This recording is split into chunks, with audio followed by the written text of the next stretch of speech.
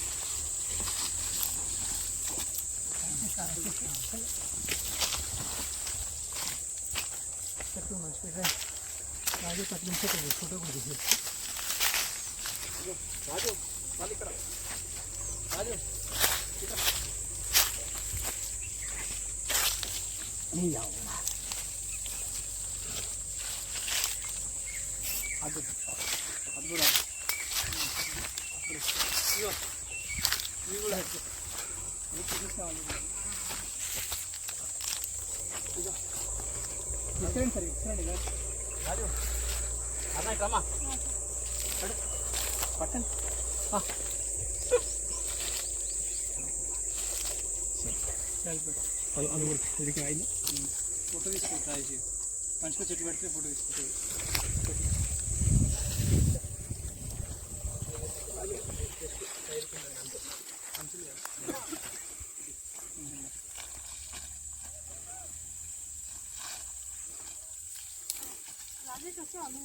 ఇక్కడ ఉంటాడు ఏం కదా అంతే ఏడుకోడు అంత ఇప్పుడు రాళ్ళతో కొట్టుడు తలకాలంలో కొట్టాడు.